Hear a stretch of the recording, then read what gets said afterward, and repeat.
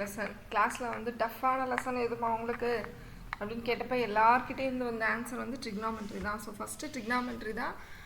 Video வந்து நல்லா கேர்ஃபுல்லாக கவனிங்க. நம்ம கான்சன்ட்ரேஷன் தான் ரொம்ப முக்கியம். இப்போ கிளாஸில் கூட நம்ம ஒரு சம் ப்ராப்ளம் போய்ட்டு அடுத்த ப்ராப்ளம் போயிடுவோம். பட் இது வந்து வீடியோ லெசன் இல்லையா? ஸோ அப்போ நீங்கள் திருப்பி என்ன பண்ணிக்கலாம், அந்த சம்மு புரியலன்னா திரும்ப பார்த்துக்கிறதுக்கான சான்சஸ் உங்களுக்கு நிறையா இருக்குது. நான் ரொம்ப ஆஸ் பாசிபிள் ஒரு ஸ்லோவாக தான் டீச் பண்ண போகிறேன், சரியா? ஸோ ஸ்லோ டீச்சிங் தான் என்னோடய மோட்டிவ். இந்த வீடியோ போடுறதுக்கான ரீசனே அதுதான். ஸோ அதனால் நல்லா வாட்ச் பண்ணிவிட்டு டவுட்ஸ் இருந்தால் கிளியர் பண்ணுங்கள். இதுக்கப்புறம் you just do the problem. ஒரு நம்ம வீடியோ பார்க்குறதுனாலேயே மேக்ஸ் பண்ணிட முடியுமானா கண்டிப்பாக இல்லை. You have to do the problem. Okay students? So please keep வாட்சிங் all the videos and do it on your own. Okay now go to the problem. So this is third sum. நம்ம question number 1ல் இது third problem. So இதுக்கு வந்து ஒவ்வொன்றுத்துக்கும் நம்ம values வந்து நீங்கள் என்ன செஞ்சு வச்சுக்கோங்கன்னா பக்கத்தில் எழுதி வச்சுக்கோங்க. ஸோ டேபிளாக எழுதி வச்சிட்டிங்கன்னா ரொம்ப பெஸ்ட்டு. cos 45 வந்து 1/√2 வரும். cos 45ம் sin 45மே ரெண்டுமே 1/√2 தான். அதுக்கு அடுத்தது என்ன கொடுத்துருக்காங்க கொஸ்டின்லனா secant 30. secant 30 cos 30 வந்து √3/2. அப்போ secant 30 வந்து 2/√3. ஏன்னா ரெசிப்ரோக்கல். அடுத்தது என்னமா இருக்குது, cosecant 30. So sin 30 1/2. ஸோ அப்போ இது வந்து 2/1 வரும்.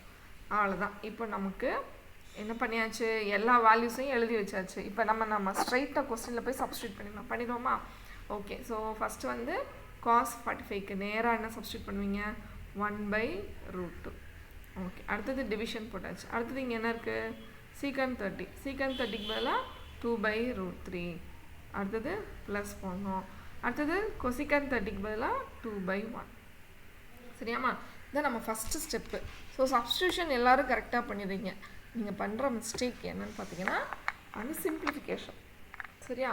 ஸோ சிம்பிளிஃபிகேஷன் மிஸ்ஸஸ் கரெக்டாக ஷார்ப்பாக ஸ்லோவாக சொல்கிறேன், நல்லா கவனிச்சுக்கோங்க. சரியா? இப்போ நம்ம என்ன பண்ண போகிறோம்னா இந்த நியூ ரூட்டை 1/√2 நான் எதுவுமே டச் பண்ணல. 1/√2. சரியாம்மா? அடுத்தது பாருங்கள், கீழே ஒரு பெரிய கோடு இருக்குது. கோடுக்கு கீழே என்ன இருக்குது அப்படின்னா 2/√3, அதுக்கப்புறம் +√2 இருக்குது. சரியா? ஸோ நான் என்ன பண்ண போகிறேன்னா இதில் இருக்கிற இது வந்து ஹோல் நம்பர் அப்படி தானே, கீழே வந்து √3 இருக்குது. இந்த ஹோல் நம்பர் 2வை நான் வெளியே எடுத்துக்கிறேன். அப்போது வாட் இஸ் இன்சைட், வெளியே வந்து உள்ளே வந்து 1/√3. ஏன்னா 2 வெளியே போயிடுச்சு. ப்ளஸ் போட்டுக்கோங்க. 2 வெளியே போயிடுச்சு. அப்போ இங்கே என்ன இருக்கும், 1 மட்டும்தான் இருக்கும். ஓகேவா? ஸோ இது ஈஸியாக இருக்கும்னு நினைக்கிறீங்களா? செய்வோமா? ஓகே. ஸோ இப்போ அடுத்தது 1/√2.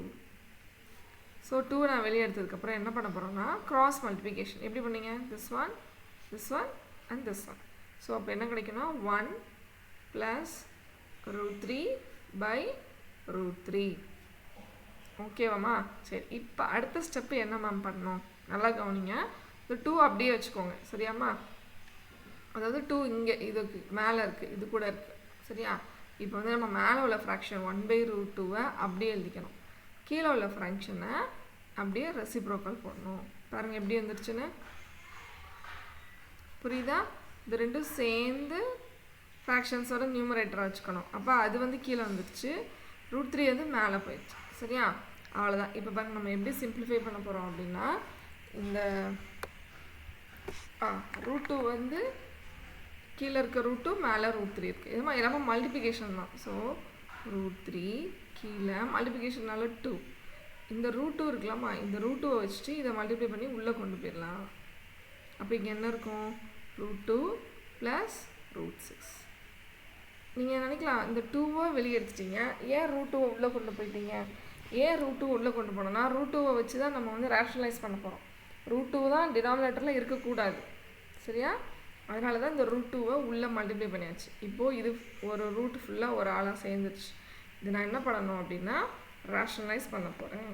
ரேஷனலைஸ் பண்ணோன்னா நீங்கள் என்ன செய்வீங்க, மேலேயும் கீழேயும் அந்த காஞ்சுகேட்டால் மல்டிப்ளை பண்ணணும். இப்படி தான் நம்ம பண்ணுவீங்க. ஞாபகம் இருக்கா? இது வந்து நம்ம 9th ஸ்டாண்டர்டில் படிச்சிருக்கோம், காஞ்சுகேட்டால் மல்டிப்ளிகேட் பண்ணுறது. இந்த ஸ்டெப்பு புரிஞ்சா உங்களுக்கு? எஸ். ஸோ என்ன பண்ணலாம் சொல்லுங்கள். மேலே ஸ்ட்ரைட்டாகவே மல்டிப்ளை பண்ணிடலாம். எப்படி மல்டிப்ளை பண்ணோன்னா இந்த √3ஆல் ஃபஸ்ட்டு டேர்ம் பண்ணணும். சரியா? இந்த √3ஆல் இந்த ஃபஸ்ட்டு டேர்ம், √3ஆல் இந்த செகண்ட் டேர்ம். ஸோ அப்போ நமக்கு என்ன கிடைக்கும், √3 × √2 √6 minus root 3 into root 6 root 18 divided by 2. சரியா 2 அப்படியே வெளியே வச்சாச்சு. இப்போது இது வந்து யார் அப்படின்னா a plus b a minus b. இது வந்து a plus b. இங்கே வந்து மல்டிப்ளிகேஷன் இருக்கு a minus b. அப்போ நம்ம என்ன போடுவீங்க a square minus b square. So நமக்கு a யாருன்னு பார்த்தீங்கன்னா 2, அதாவது ரூட் 2 ஸ்கொயர். சரியா root 2 square minus root 6 square. So root 6 minus root 18 divided by 2. சரியா இப்போ இங்கே என்ன ஆச்சு root into root 2 minus root 6 into root 6 6. So subtract பண்ணிங்கன்னா we get என்னமா நமக்கு கிடைக்கும் 4 கிடைக்கும். சரியா கீழே டினாமினேட்டரில் என்ன இருக்கும்னா minus 4. இப்போ அடுத்த ஸ்டெப்பில் கீழே வந்து என்னாச்சு மல்டிப்ளை பண்ணிங்கன்னா மைனஸ் 8 இருக்கும் பார்த்தீங்களா, மைனஸ் கீழே 4 2s are 8 மைனஸ் 8. இதெல்லாம் ஜஸ்ட்டு மல்டிப்ளிகேஷன் தான். சரியா இந்த மைனஸை வந்து நம்ம கீழே டினாமினேட்டரில் வச்சுக்கூடாது, மேலே கொண்டு போயிடணும். அப்போ மேலே கொண்டு போனால் ரூட் 6 வந்து நெகட்டிவ் ஆயிரும், 18 வந்து ரூட் 18 வந்து பாசிட்டிவ் ஆகிடும். So by 8.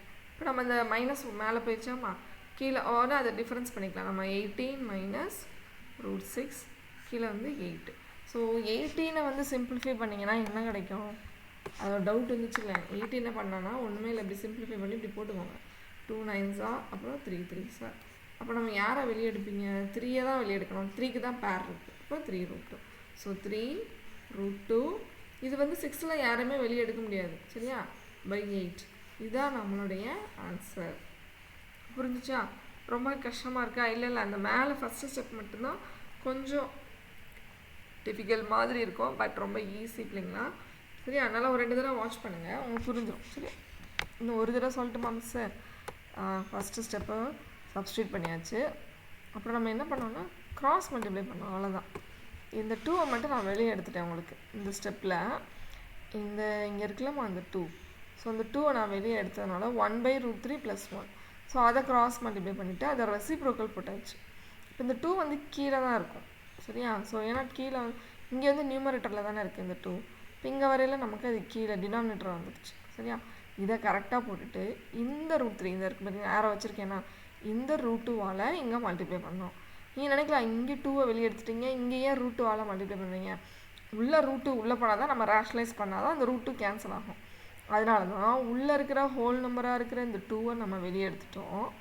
சரியாம்மா வெளியே இருக்கிற √2வை உள்ளே கொண்டு போயிட்டோம். ஸோ இந்த கான்செப்ட் எல்லாம் உங்களுக்கு நல்லா தெரிஞ்சிருச்சுனாலே ப்ராப்ளம் ரொம்ப ஈஸியாக இருக்கும். சரியா அப்போ பாருங்கள் உள்ள √2 √6 அப்புறம் காஞ்சுகேட் எடுக்கிறோம், மல்டிப்ளை பண்ணுறோம்.